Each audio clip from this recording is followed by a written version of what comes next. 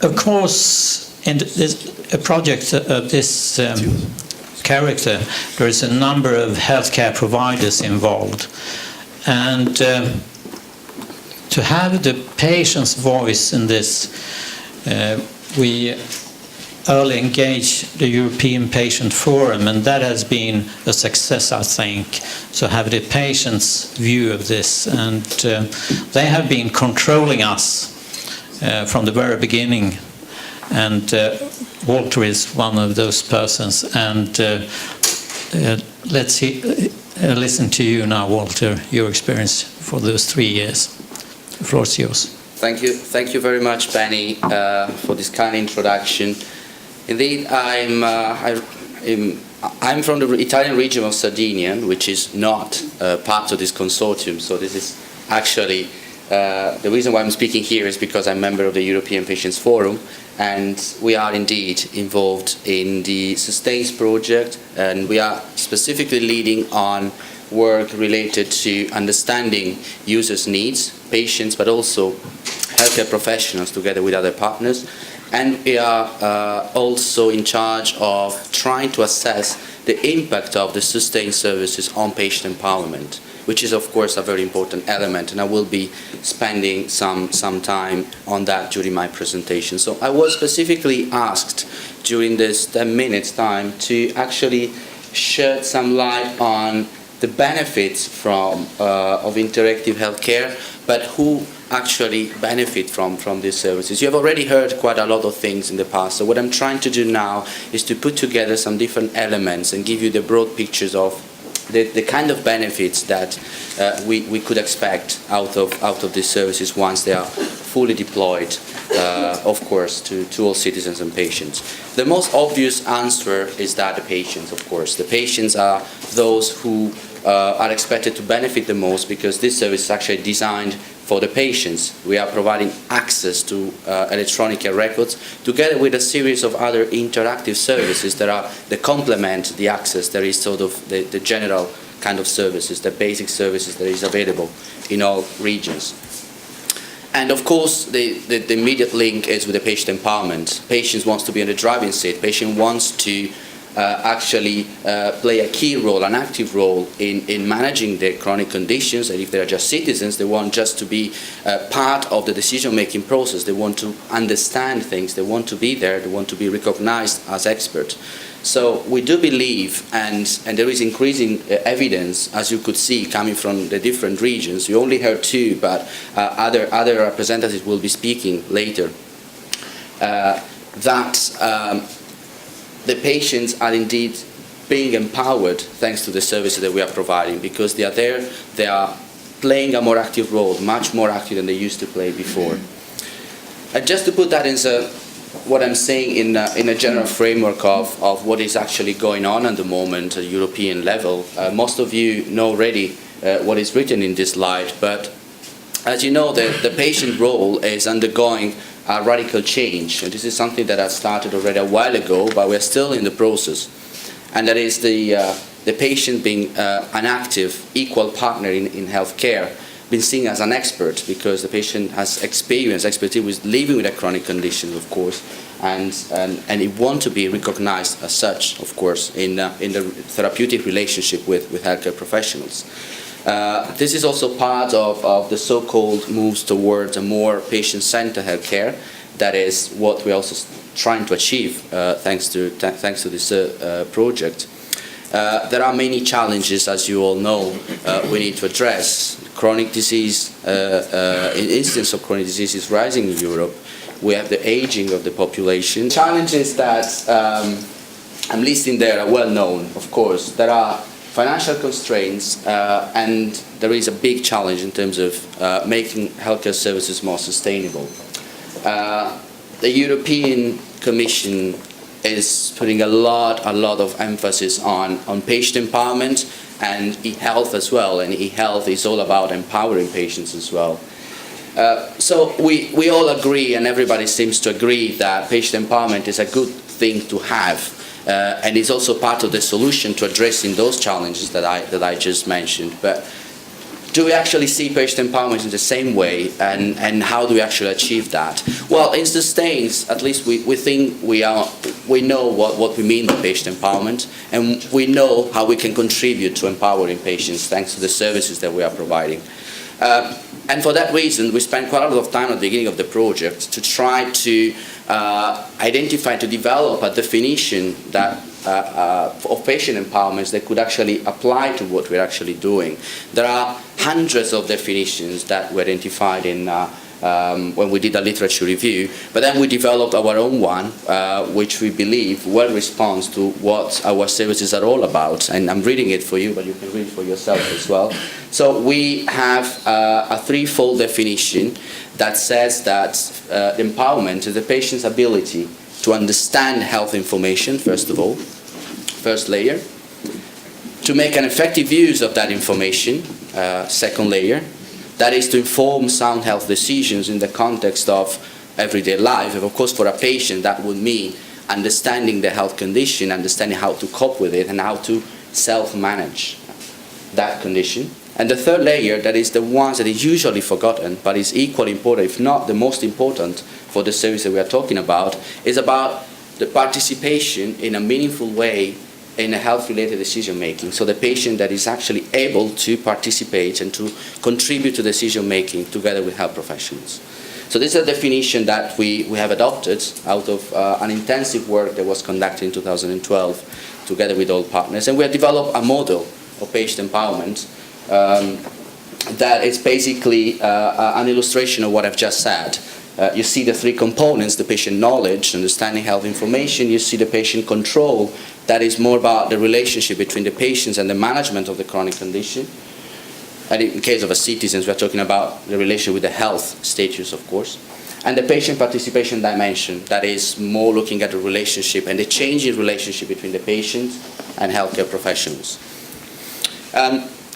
We're actually assessing that. We're not just having fun developing definitions and illustrations, but actually doing quite a lot of work and trying to assess the impact of our services on patient empowerment using our definition, our model. You have to be aware that this is not a pilot project. This is really already looking at deploying services to the entire population in all regions. So we are not actually providing scientific evidence of that, but we're trying to really get a feeling of what is actually going on. We have no controls whatsoever on our patients or our users because everybody basically can access our services. So this chart shows the general outcomes of a baseline survey that we conducted in 7 regions involved in Sustains. That was about trying to understand the level of empowerment of patients before using the services. And there are the 3 dimensions that you could see. There was actually a questionnaire using a 10-point Likert scale. And this is actually the baseline assessment showing, there were specific questions targeting the knowledge component, specific questions targeting the control component and the participation component. And the knowledge component seems to be the highest out of the 3. What we actually want to do now at the end of the project, try to see whether there have been changes vis-a-vis the baseline assessment, and we're using a second wave survey together with focus groups that are currently being implemented in all 11 regions participating in Sustains. And we are now receiving the feedback from the region, so we're quite excited about seeing whether our services are contributing to making patients and citizens more empowered. So let me go back to the questions that I was actually asked to answer. Because so far I've been talking about patients and patient empowerment, and as you know, patients are those that will benefit the most, especially in terms of empowerment, but not just in terms of empowerment. I will say something about that. But there are good reasons to believe that healthcare professionals themselves can benefit from the services that we are offering. But the healthcare system as a whole can actually benefit. And you could hear already from the presentations from Estonia and Finland that there are a lot of benefits for the healthcare systems if the services are implemented in a way that is designed according to the needs of the patients. This is very important. We do something that responds to real needs that are centered around the needs of the patients rather than the other way around. But they need to also properly adapted to the healthcare professionals' workflow partners. This is very, very important. We can't impose something to health professionals. We need to provide something that can be easily integrated into the workload. And this is perhaps the most difficult thing to do, and I know that our colleagues from Uppsala can confirm that. So, looking at the patient's point of view, I so far spent some time on patient empowerment, but of course there is evidence, we have evidence that providing the services, patient access to electronic health records and complementary interactive services can definitely improve the relationship between patient and health professionals if, of course, managed in an appropriate way. We know that the services that we are providing can contribute to providing better quality of care to the patients, better chronic disease management, more continuity of care beyond hospitals' walls. We know that there is also potential for improving patient safety, and we'll say a few words about that. We know that we can make more efficient use of healthcare resources thanks to the services, because most of the things can now be dealt with online, and we can definitely reduce the workload of patients, and we know of healthcare professionals, and also allow the patients themselves to be more free to decide how they want healthcare to be organized and the service to be provided. And improved access to healthcare, especially to patients living in remote locations that cannot really travel hundreds of kilometers to reach healthcare centers just to get some documents they can get online. So I would like to spend last few slides just emphasizing some of the issues that I could see have already emerged in the previous presentations, but looking at the relationship and the changing, I would like to say, changing relationship between patient and healthcare professionals. What we have observed already from some of the regions that have delivered some results is that the patients indeed come more prepared to the face-to-face visits. They prepare questions in advance. This is actually something that has been reported by both patients and healthcare professionals, which is quite interesting. That makes, of course, the quality of the consultation and the interaction much higher. The patients are more knowledgeable, they can contribute and understand more, the quality is better. Patients themselves are also able to draw healthcare professionals' attention to the issues that they themselves believe important. So the patients can really drive sometimes the discussions with the health professionals, which is very, very important from a patient empowerment point of view.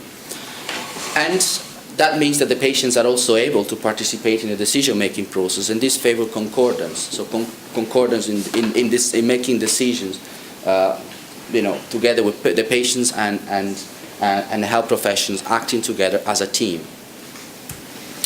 But there are, of course, other benefits, some of which have already been mentioned, and there are some indicative evidence showing that by providing patients access to the electronic health records and the variety of services that we are offering, gives patients ownership, and that is conducive to better adherence to treatment.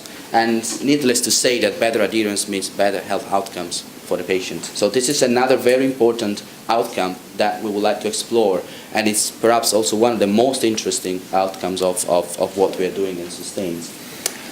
There is the potential to actually improve patient safety, as I said before, for different reasons. First of all, because the patients now are able to spot mistakes in the healthcare records. They can see and check whether everything is correct. There are, mistakes happen, so it's an extra check.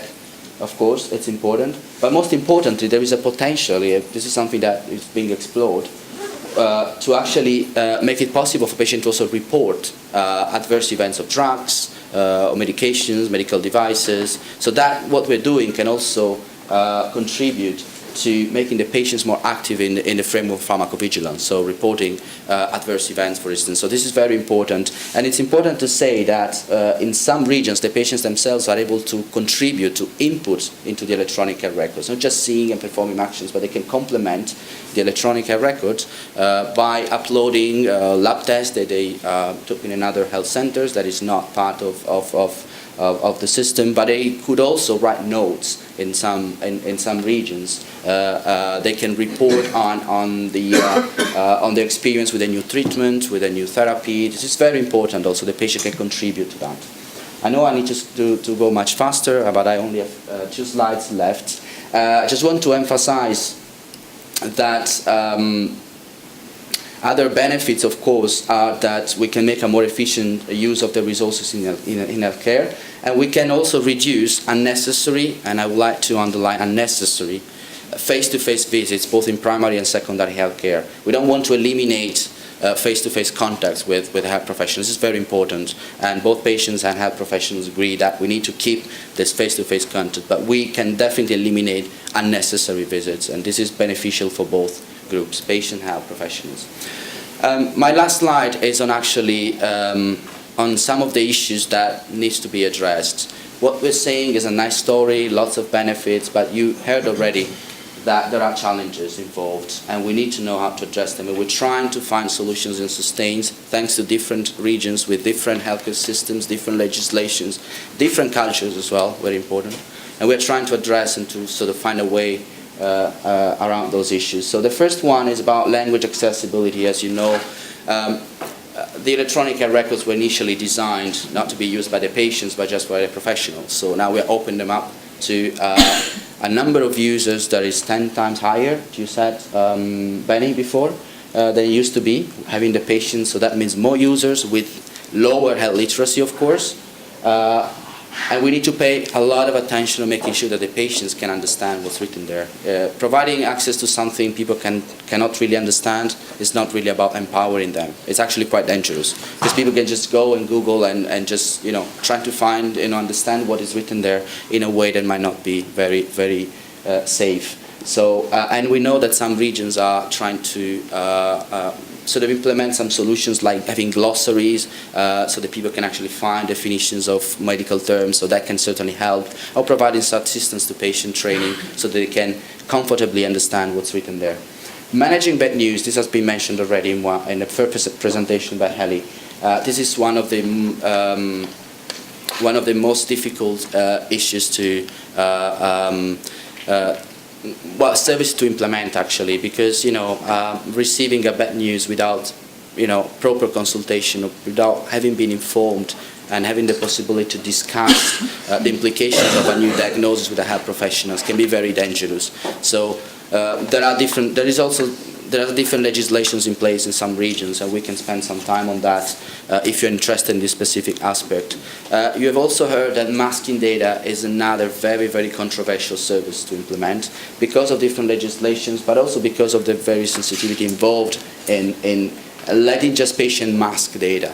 So there's a lot of education for patients, so we need to educate patients to make them aware of the risks involved if they mask information to health professionals. Some regions, for instance, have implemented a system whereby the patient is notified of the risks involved in masking data if they do so. So when they click on the button, they are informed that they are, of course, entitled to do so, but please be aware that this can entail some risk for you.